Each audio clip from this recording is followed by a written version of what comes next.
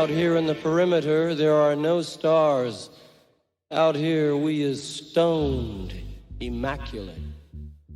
Hello and welcome. This is the C86 show. I'm David Eastaugh. As you know, we love a special guest this week. It's going to be the turn of the singer, guitarist, and also author. It is the one and only Kathy Valentine, one-time member of the Go-Go's. They might still be going. It's a tricky one, who knows.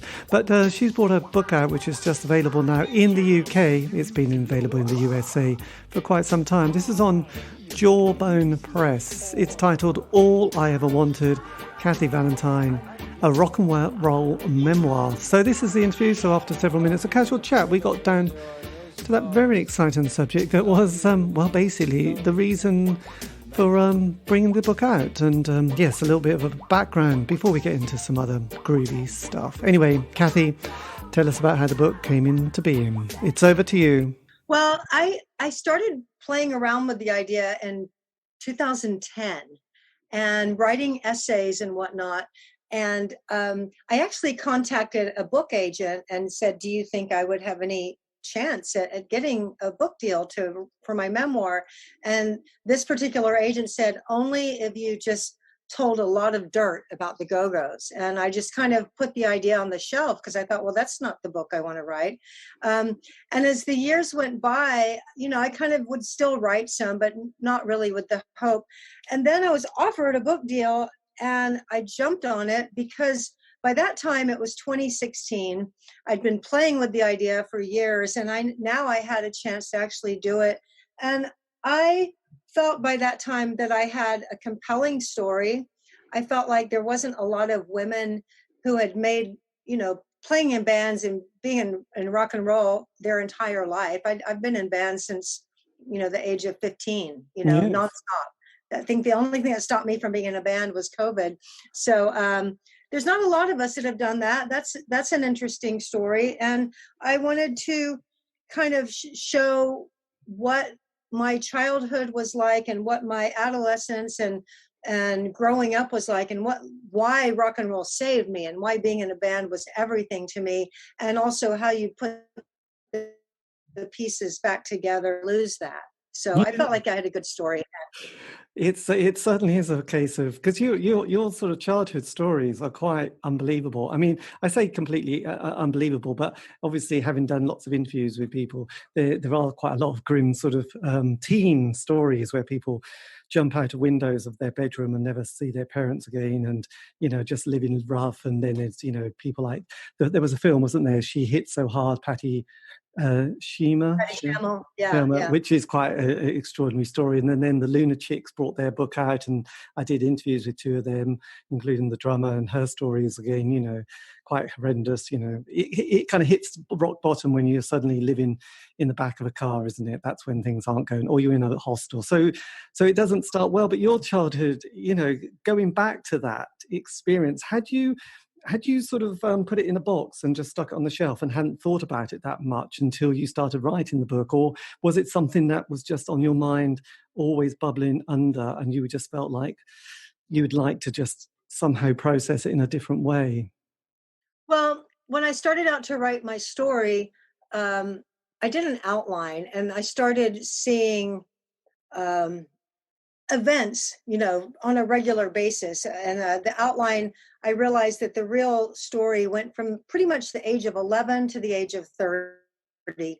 Not that there wasn't things before that or after that, but this was a compelling arc where I everything hit the fan, all the shit hit the fan, and it was very difficult. And then I got, I overcame so much, peaked, and then lost everything, and started going down and had to kind of pull life together again.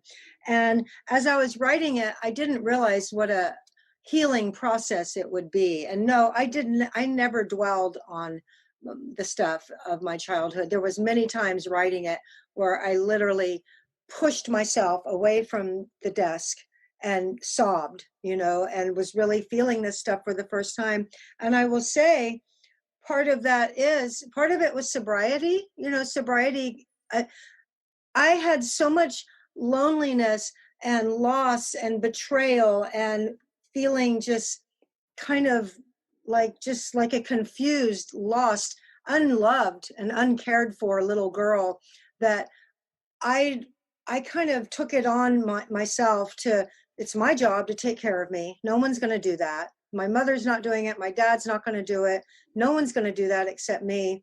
And therefore, to take care of myself, none of this helps. So from a very young age, I was pushing away any of those feelings that kind of prevented me from taking care of myself. And that's when alcohol and drugs helped with that, as well, because so yeah, I mean, it was not always there, but it wasn't always there because I was pushing it down, pushing it aside, putting it in a box, on the shelf.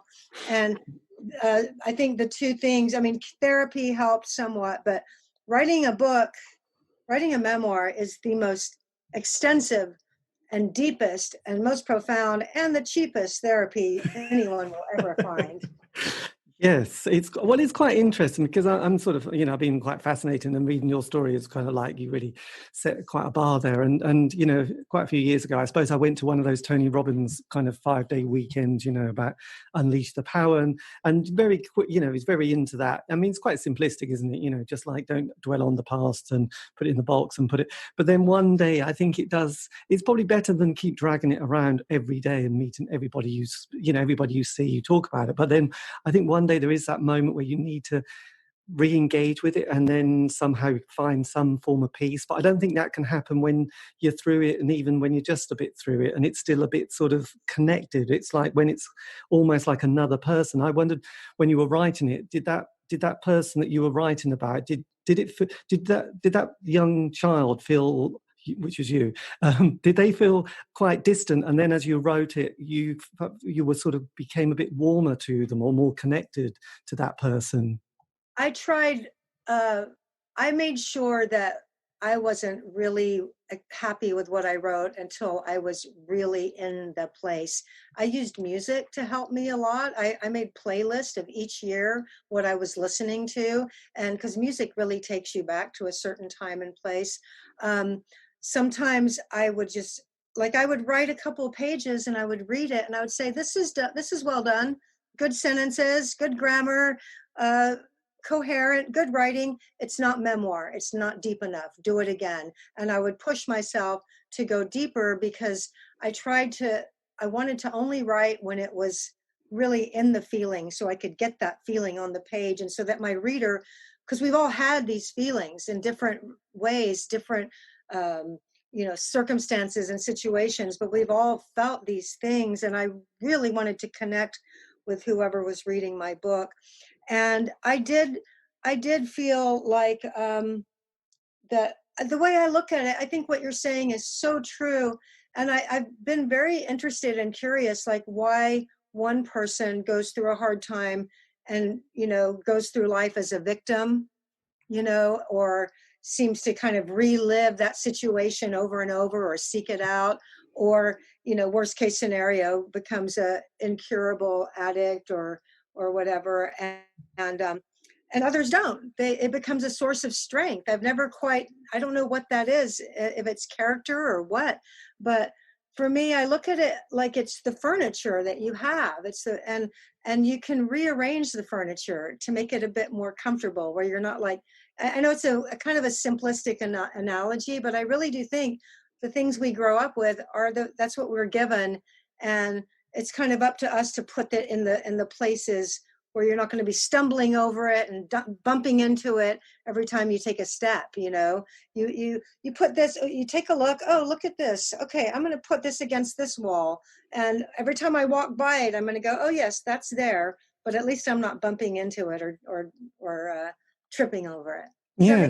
Yes, it does make sense, because I suppose I find it kind of interesting, and the book brings out lots of kind of feelings and emotions, obviously for the reader as well as obviously for yourself. Because on one level, as an adult, when I look at things that have happened which are horrible, eventually I had to take responsibility that I chose certain things and I chose to be with that person, I chose to do that. So that's kind of like, and then I don't feel like the victim, because feeling like the victim doesn't help, and you somehow keep repeating those kind of scenarios but with different times and different people, and you keep thinking, God, it's almost like God says, oh look, I'll give you another little scenario, but this will be slightly different, and you won't, and then you'll repeat it, and then one day you won't repeat it and you think, oh, I've grown. But I think that that's one thing as an adult, but with your childhood it was so, you're not giving those kind of, you don't have those choices so much as you do when you're an adult, which is the moment you take responsibility, like, well, I chose to be that person and I should realize that they were like that.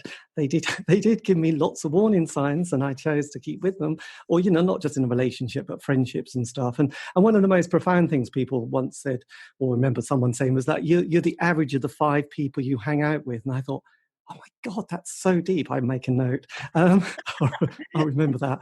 But your childhood, your mum taking cocaine, your boyfriend, and then your mum saying, oh, by the way, I was having sex with your boyfriend. And it's like, Mum, that's kind of illegal. I mean, things like that is a little bit, that sets the bar in another level, doesn't it? And I just wondered how you were feeling processing that, especially writing it as well. Well, that was one point in the book where I actually came very much in the present. So I wrote about it happening, was in one era. I wrote about her telling me about it in another era. And then I wrote about the present time where I said to her, what were you thinking? What were you thinking? I could have been, you could have been thrown in jail. I could have been put in foster care. And I wrote about what her reaction was and what it felt like today, as I'm writing the story, to get this reaction, which wasn't satisfying. But here's the thing, and my mom, I think, was so brave to let me write the truthful story. And I asked her everything. I mean, my book would have been a great read without including many of the things, but it was such a kind of important thing to show about what I was feeling like and what my circumstances were, which really led me to music and to rock and roll, which saved me. And I thought, I went to my mom each time, I'm going to write about this. Are you okay with it? And she kept saying, yes, it's your story. You write what you want. And her doing that gave me a new lens to see how she parented me. Even though she didn't guide me, she didn't protect me, she didn't give me any boundaries. All these things are, extremely important for a parent. Mm. But she did support me. When I said, I want to, when I was really miserable and being ostracized in school, she pulled me out of school and found this other like alternative crazy school that was like a hippie commune and put me in there. That's supporting me, It's like what's happening in Texas now with transgender children. The governor is trying to stop parents from supporting their children who want to come out. And it's just like, that's devastating for a child to not have what they need supported. So if I hadn't gone to that school, I would have never started playing the guitar. When I said I wanted to be in a band, she was like, go for it. I mean, I felt like I could do anything. So that's why it's not boundaries and protection and all that stuff. It's not real parenting. It is something. And I was able to see that lens, and it opened my heart, is what I'm trying to say. Like her being brave enough to let me tell the truth of our story opened my heart to seeing that she did things as a mother that were helpful to me. Yes. So Okay. so that process then, did you, before, okay, this is quite curious. So before, did you, it might not be so, but did you feel quite different about your mother after you wrote the book and processed it and spoke to her than you did before? And I was just curious, because I suppose I've had lots of conversations with other people about this, is that they went from, oh God, my parents are blah, hate them, or difficult, to actually getting to another point saying, I realized they did the best they could with the choices and the mindset they had, and they didn't really know any better. But it is, I've kind of managed to let go. And I wondered if you'd had a slightly similar experience. I did. When I started the book, I had an enormous amount of resentment towards her, my mom, an enormous amount. And it's not the best feeling. I don't have a big family. I mean, I have the family I've created. I've got my daughter and my ex-husband and a handful of close friends that feel like my brothers and sisters. But through all of my childhood and growing up and my young adult life, she was the only family I had. When I was, succeeding in the Go-Go's, I would fly my mom to a big concert or something. And over the years, our roles kind of really reversed, where it became like I was the mother. And I started kind of giving her money and taking, and I just started resenting it after a while. I just really built it. And it wasn't until I became a mother myself that I started resenting even more, because I would look at, how the kind of mother I was and started seeing very clearly the kind of mother I didn't have. And the book was really a great healing process for me. I really believe that, given my mom's fundamental nature, that she did, it was kind of against everything in her nature to even, be responsible enough to have a job and have a roof over my head and make sure that I was fed and clothed. I mean, that's kind of, that in itself is against her nature. So that made me realize that, like you just said, some parents do the best they can. And she was very young. She left England Yes. at 20 years old and had me at 21, and had a very sheltered, upbringing. She was sent off to the country during the war, and, just like, bombs are being dropped on London. And she just had a very different kind of upbringing. When she moved to America, you know, she was very young. She had no experience of being an adult. It's kind of like, as I write about being in the Go-Go's, I'm 22 years old. I don't have any emotional maturity. I don't have any compassion.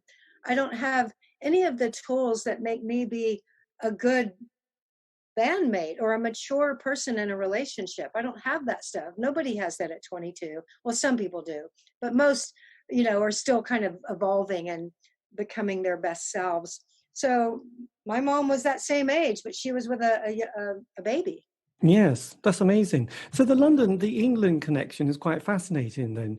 So she was in London during the war. Yeah, she was.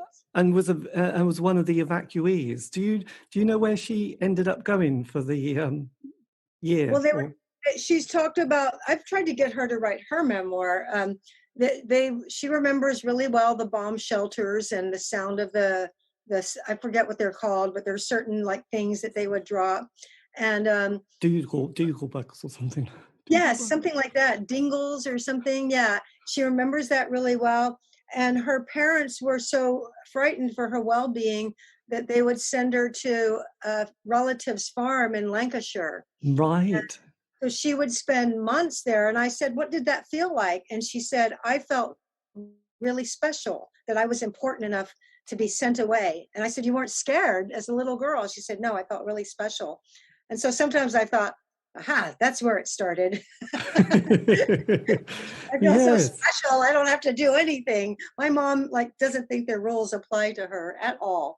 Yes, well, it's interesting because you mentioned Keith Richards in the book and the Rolling Stones, and it's because I know with his book he's kind of in a pram, isn't he, in London, and bombs are being dropped and are just missing his house and pram. So it's quite a nice little connection, because decades later, there is a sort of meeting with the Stones when you were supporting them. But the English connection I found really fascinating, because I know that I think it was Anne Magnuson. She'd also come over to London during that sort of punk period. So you'd sort of got that London punk scene and sort of kind of Stiff Records and Elvis Costello and the Sex Pistols. So that was all part of your sort of musical kind of education, really, wasn't it?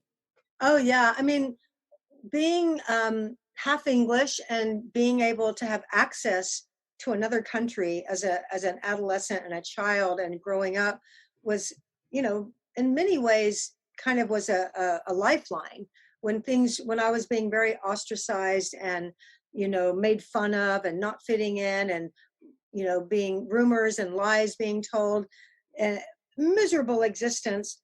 Off we'd go to England, and all of a sudden I'm on the tube and I'm flying about this amazing city, and I got my first job there. I felt so independent, and I could go back and not internalize the abuse that I was getting in Austin, Texas as much.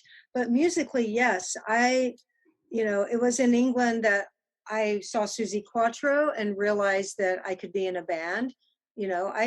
Rock and roll had saved me as a youngster, like it does so many of us, but it had Yes. never occurred to me that I could be in a band. All the bands I liked were men. It was all the Faces and Led Zeppelin and the Stones and the Beatles and, David Bowie. And there wasn't any women, any, and even in America, like some of the blue, like, I liked, what was it? Mountain and Cream and God, all these kind of bluesy rock bands and ZZ Top, and it was all men, all of them. So it never occurred to me that I could be in a band until I saw Susie play.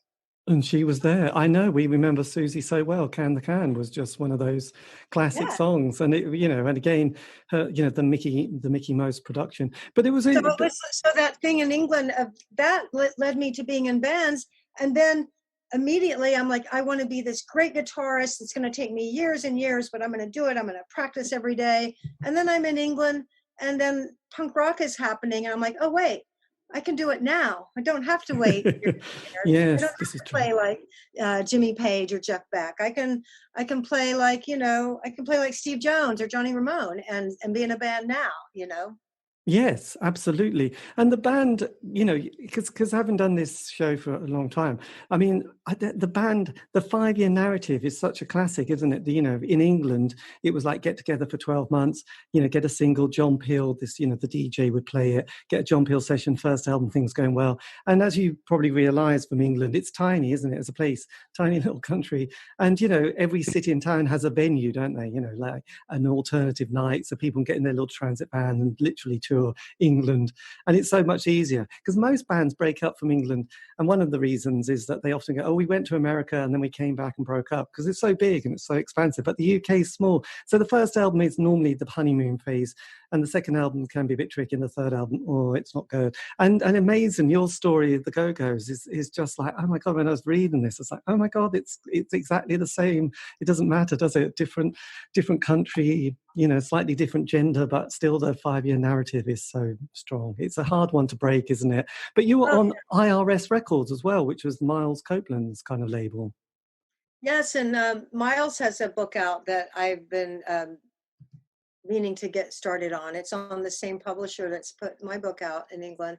And Miles saw in the Go-Go's what no one else saw. He was quite visionary, and he in return we paid him back his belief in us by giving IRS Records their first #1. Yes, I know. Well, yes, his book is good. I did an interview with the old Miles, and amazing story. He was so young when he started, and then he it was punk that he got back into it, and then the Police, and then the rest of it is an REM. So it was quite amazing. So kind of coming back to the band, I mean, were you, because of your background in the punk and bands that you loved, the sound of the Go-Go's is so it's so perfect pop. Do you sometimes listen back to those records and feel a little bit like, oh, that was sometimes a bit hard to kind of keep your artistic integrity? No, because I was really always about the song, no matter what the genre. I don't mind if it's, if it's Motown or funk or country or, classic rock or what. It's really about what's a good song. And the first thing that struck me about the Go-Go's when I learned their set was, oh, this band has great songs, and it excited me. I wasn't a real big songwriter. I'd written a handful of songs that ended up being, in the Go-Go's catalog as well. But I was really impressed with the songs, and I think that the way they were recorded, at the time, what I wrote in my book was that at the time we thought it sounded a bit not like how we really sounded. We wanted it to sound, like the Ramones or something, just really raw and powerful. And it sounded more commercial, and we were a bit disappointed and let down. But in retrospect, and even as it was, starting to be a massive selling album, we started realizing how smart Richard Goddard, our producer, was, in fact, to really focus on the song more than, sounding like what was happening at that time. And Yes. no, I don't listen back. There's been times where I've said like, oh, what would it be like to re-record this record? But I think I did a great job of describing this in my book, and I didn't realize it until I wrote it. But I do believe, even though it sounds kind of like, impossible, I do believe there was something else captured in that album besides analog signal. And there was uh, an there was a quality of who we were, this exuberance and this youthfulness and this, hope, and just kind of brass, sassy kind of swagger that we brought to that record that is on there. And I think if we re-recorded it, we might get, more crunchy sounds and whatnot, but I don't think we would ever get that Oh atmosphere. God, Right? it's not good to go back, is it? But talking of going back, what was it like occasionally sort of having reunions and bringing the band back together again? I mean, having done written through this with and thought through it with the book, I just wondered what it was like, doing the, writing and processing, and at the time having those reunions. Were they kind of an important form of completion, or sort of just going back thinking, I really want to do this again? Did you at the time take it a bit for granted and think, oh, this is what it's all going to be like from now on? Well, reunion is a bit, I don't know if that word actually describes our trajectory, because we broke up in 85. We came back to do a tour, and then we broke up again until basically 1994. And then we stayed, we made recordings, we toured for a very long time, from basically 1995 all the way up until 2011, when I was booted out of the band. And it was really the ugliest, worst part of our entire history. It's not in my book because my book stops at age 30, but if I do a sequel, it will be in there. And I came back in the band in 2018, and we went on to do a documentary. We had a Broadway musical, and ultimately ended up in the Rock and Roll Hall of Fame. So our trajectory has been lurches, like just big giant drops and whatnot. And I don't know if reunions really captures it. And I really feel like we are psychically bonded. I don't think that this band will ever not mean something to each other. And it's been it's really difficult to explain this. I hope it doesn't come off wrong, but the Go-Go's has been, on the one hand, the best thing that ever happened to me, other than being a mother, and also the most frustrating and disappointing thing, because I really wanted to be in a band that was in the long sustained career kind of band, like you see with the Stones or U2 or Cheap Trick, or these bands that come together and maybe they make a dud album, but then they come back and then they tour. It's like, I thought we were magic and that we should just always do it and Yes. always improve and become better. And that isn't what happened. What happened was we broke up. Belinda ended up being very successful. When we came back, it was always in a very limited scope. We did little bits, we recorded a little bit.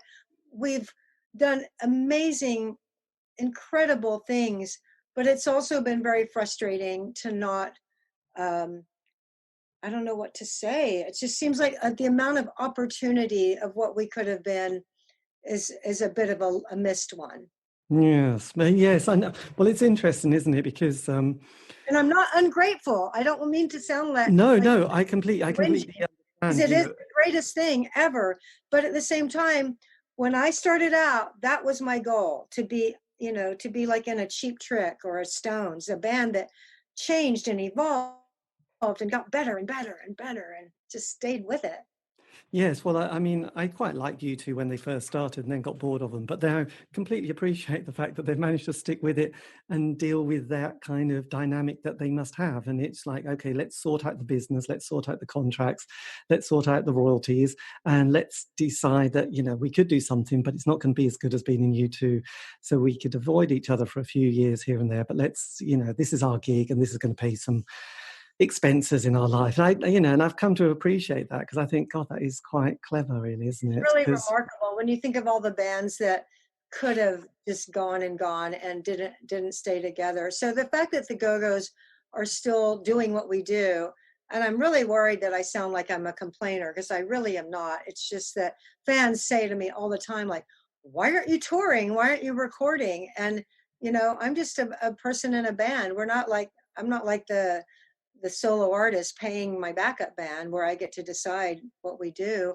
So it's frustrating, but yeah, it's amazing that we've done what we've done, given we've had a lot of extreme dysfunction and extreme toxicity amongst between us. So it's pretty remarkable that we can all get on a group text and make each other laugh in yes, 2022. which is amazing, because there was a story, with was it drummer who had open heart surgery at sort of the age of, in her 20s, mid-20s, which I just thought was just kind of boggling, really. I mean, it's one of those things, it's almost like your life is magnified being in a band, because so much is so dramatic. And then to navigate all those kind of experiences while not having quite the grip of what's going on with things like probably royalties and publishing at the same time is quite something. And then touring with people like, the Stones, or supporting them, and David Bowie. Those moments when you were writing that must have felt kind of like, I can't believe it. I remember, being such a fan, and now I'm there. And there's a nice line from Keith, isn't there? We're in the same union. I thought that was great. Oh yeah, I mean, meeting um, Keith, I literally remember every word that he said. That was that big a deal to me. And I was just so like making sure that I just stayed really, really cool. Um, since then, I got to encounter him a couple of more times, after the span of the book ended, and they were all equally as memorable. He's one of these people that is not a disappointment in the least. A lot of people Excellent. talk about meeting their idols and, oh, they weren't, they wish they hadn't. Not like that with Keith. Yes. And one of the characters and I just, because I've only just sort of read the PDF, Danny Harvey, Yes. is that Danny B. Harvey, who was in the Headcats? Yeah. Yeah. Ah, sorry. I just was thinking, I wonder if that's the same one, because I've interviewed him a few months ago, and because of the Yeah. Headcat. Yeah. Ah, We're still friends. Danny was my first boyfriend, and he was very young. I was very young. We met in New York when I was doing Beauty and the Beat. And for the first 2 years of me being in the Go-Go's, he put up with me being an absolutely atrocious girlfriend. And but we've stayed dear friends, and he's had quite an interesting um, career run himself, hasn't he? well, absolutely, absolutely. And I have to say, the solo album you did, it was probably quite a few years ago now, 2005, which was Light Years. There's some amazing work on that album as well as a songwriter. There's a song called Retouch Me, which has got the most fantastic guitar riff in it. And I don't know if you can remember that album. Yeah. Oh, yeah. I'm so proud of that record, and I could just like throw my arms around you for mentioning it, because it really went nowhere, and not that many people have heard it. Probably, in the thousands is all that's heard it. And I'm so proud of it. And it's funny because I did that record. I was not in the Go-Go's. I was not in a band. I was pregnant. What am I going to do? I never wanted to be a solo artist. Never. It's never been my goal. But I had a little Pro Tools studio and some really cool friends, that were happy to help me. And I made the record, and that record did so much for me. When I went back to the Go-Go's, I had a level of confidence that I'd never had, because I think that record is what made me really believe. And this is a message I like to put out to people, because I was, 35, no, wait, what was I, 40 years old when I made the record. And 40, 41, something like that. And that was what made me fully go, I'm really good. I'm very musical. I'm a good writer, a great songwriter. I'm a great lyricist. I'm a great musician. I'm a great producer. And I'm not saying that like, oh, I'm the greatest, but to feel that, to go into where you've always kind of felt like not quite enough. And whether the album was a success or not, it doesn't matter, because for me, I will always feel like a success when I think about that record because of what it made me feel like. Yes, no, I think it was, some really fantastic parts and well, the whole, not just parts, but, there's some great songs and just great, guitar riffs, which I was listening to. And then I sort of saw who you had on the album as well with, like people like Clem Burke and also Pete Thomas of, Elvis Costello and worked with Suzanne Vega fame. So you really pulled in a lot of very good musicians as well. So you must have, being the person who was holding the baton, must have felt like quite a growth moment as well, thinking, gosh, this is not just me in the corner, this is me having to pull it together and organize it. So that must have felt like quite an interesting challenge that you got through. Well, I one of the things I realized in the book that I really enjoyed writing, when you write a book, sometimes you see patterns that you don't always see in the chaos of your memories and the jumble. And I saw a pattern that male musicians had always been very supportive to me from the moment I started playing. When I would meet a guitar player or some rock and roll guy, or even in the 90s, when I met Keith again, I was like, hey, show me some cool riff on the guitar. And he didn't hesitate.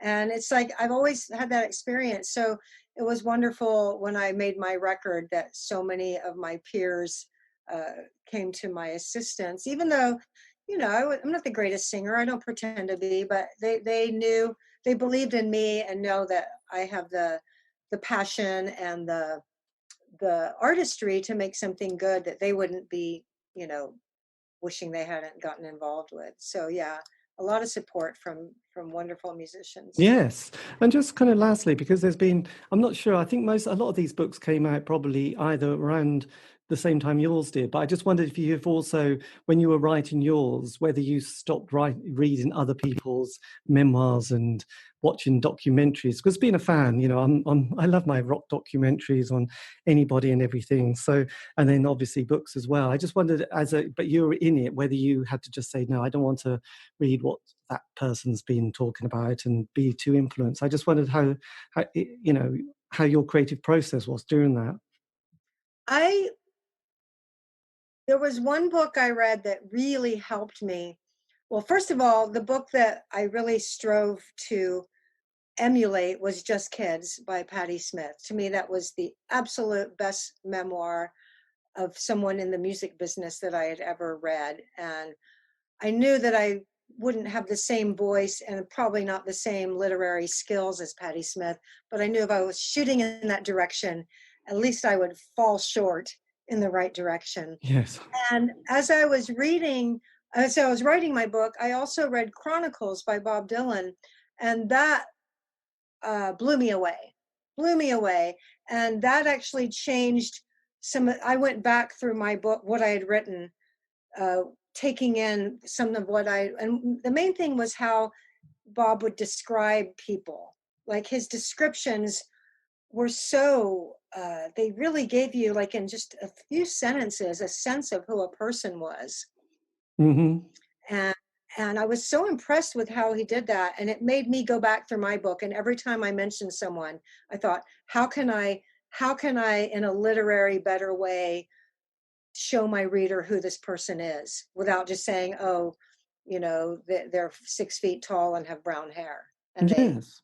you Did know, did you find your voice? Because I did an interview last night, in fact, with Dorothy Max Pryor, who was part of the punk scene and Adamant scene and stuff like that, and was into a lot of bands and musical theatre, dance theatre company. But so she's writing her book at the moment. Well, I've probably finished it. But said that when she went back and she was piecing things together, she had to try and get her voice to do the whole.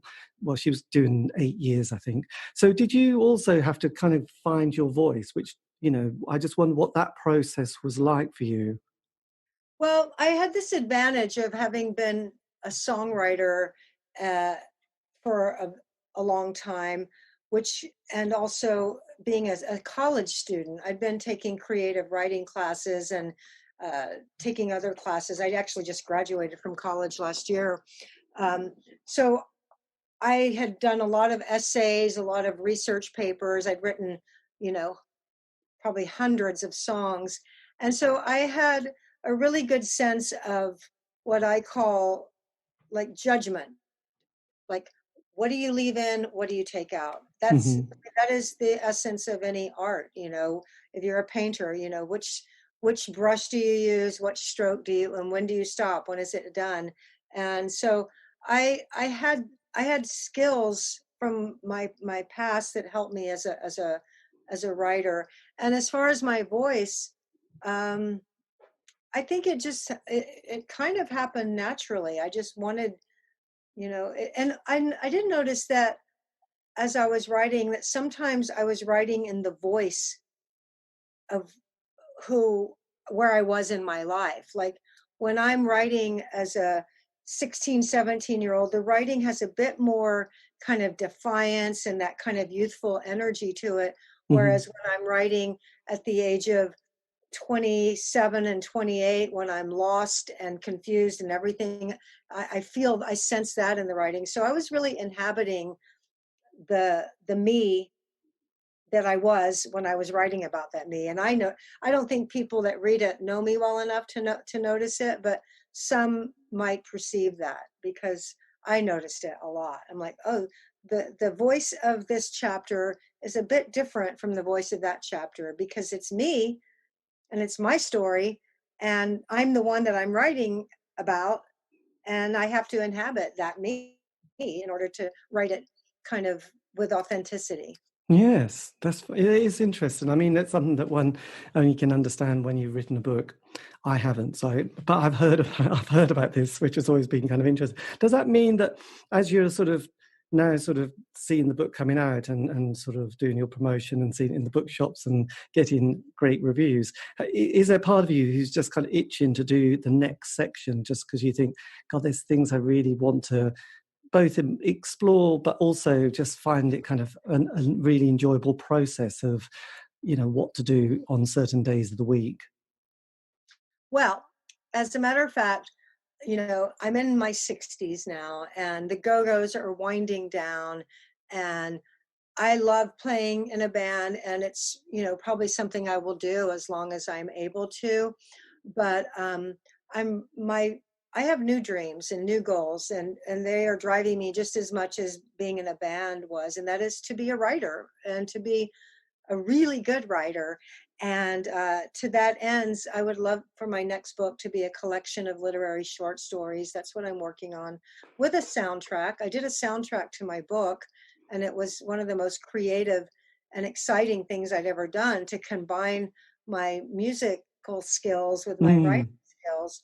And so I would like very much to do the short story collection, and then I would like to do a sequel to my memoir that goes from the time of 30 to the present. Reinventing, finding your place in the world all over again in your 60s is something that we all go through. Women, men, we all come to a place where, you know, our jobs kind of make us redundant. Our spouses leave or pass away. Our children leave. You know, I think we all come to a place where everything we've done is kind of off the table. And now what? Now what do we do? You know, Mm. and so I would very much like to address that, as well as themes of, you know, betrayal and motherhood and divorce and marriage and parenting and all the other stuff that has happened from when my book cut off to now. Yes, well, there is the great. There are some, like you said, there's kind of some amazing things which, unless someone writes about them and talks about them, we don't really appreciate. And especially being a man, so things like pregnancy and what happens to your career, not just in music, but just generally, it's like, okay, that's kind of dropped out. But also things like the menopause. How do women tackle that in their career, in their life, in their self-esteem? So there's kind of all these kind of interesting topics or subjects that are so far have not really been explored. And when I've started reading more and hearing more what people say, it's given me more appreciation, realizing, oh, I didn't realize that. Yes, I had a slight idea, but it's only through kind of people talking about it that these subjects become interesting to the wider audience. Yeah, I think so. I'm excited about being in my 60s. You know, I'm really.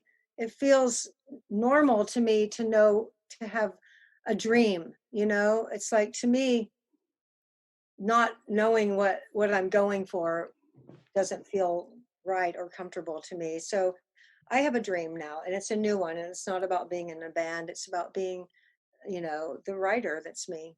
Excellent. So just last thing, Ish, probably is, but if you could have whispered something in your, you know, like your 16-year-old's kind of ear, is that, you know, just kind of walking down the corridor or whatever, is there any, you know, any kind of little word of wisdom or advice that you'd have just kind of thought that you've discovered through life's not lessons, but experiences and a bit of wisdom? I just wonder if there's anything that you'd have thought, yeah, I'd have really loved to have whispered that in my ear when I was 16, but you may have. I wish I had known, like I was just talking about, you know, doing my record. I wish I had known how good I was, you know. I wish I'd known that I was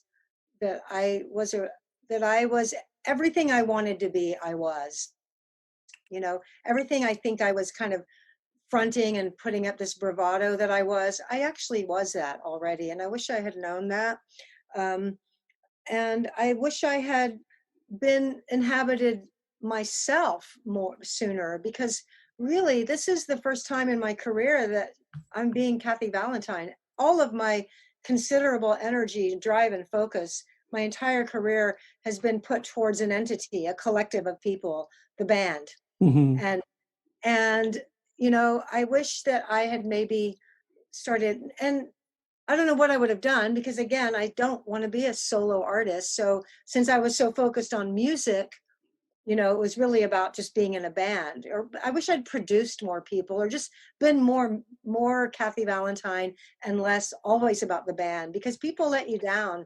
And it's great to be in a band. It's great to be a good bandmate, but it's always a really smart thing to to focus on what you can accomplish on your own without that padding around you. Yes, God, that is good, wise choice. And just, what's the name of your cat, by the way? I just saw the tail walk by. I love cats. Oh, that's Rocky. That's Rocky. I have 3 rescue animals, a dog and 2 cats. And Rocky is he's quite a character. He's such a character. Well, look, Kathy, thank you ever so much for this. This is amazing. And I've really loved, you know, like I said, I've only got the PDF, but I'll go and buy a copy because it's such a great book. And it's been, you know, a great story so far. So look forward to hopefully more. But yes, it's been great. And thanks for sort of being so honest with your writing. It's quite, you know, a page turner, isn't it? So yeah, it's come together well. And when you, you know, when the other members of the band read the book, or have they, or probably have, I mean, have you had much feedback from them as well from it? Yeah, everyone was proud of me, and really, I got.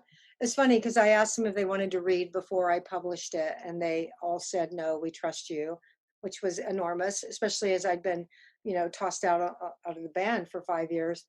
And then they all were proud and hugely supportive. And Gina has a book now, and we've done some book events together, and we're in a really good place. Yes, it's great. Well, look, thank you again, and look, really appreciate this time. And I'll sort of be in touch with Ben, and then, you know, give him the interview. But thanks a lot for your time. Yeah, I'll share it when I find out about it. And thanks for your time, and thank you for getting my book and spreading the word. Appreciate it. Yes, good one. Okay, have a lovely day, evening. You too. Have a lovely evening. See you later. Bye. David. And that was me in conversation with Kathy Valentine, whose book, All I Ever Wanted, a rock and roll memoir, is available from all good bookshops online. It was published by Jawbone Press. It came out March the 22nd, 2022. I think it's been available in the USA much longer, though, probably last year. But anyway, look, this has been David Eastaugh, the C86 Show. If you want to contact me for some random reason, you can on Facebook, Twitter, Instagram. Just do C86 Show. And also, all these interviews have been archived. You can find those on Spotify, iTunes, Podbean. That's true. Anyway, have a great week. Stay safe.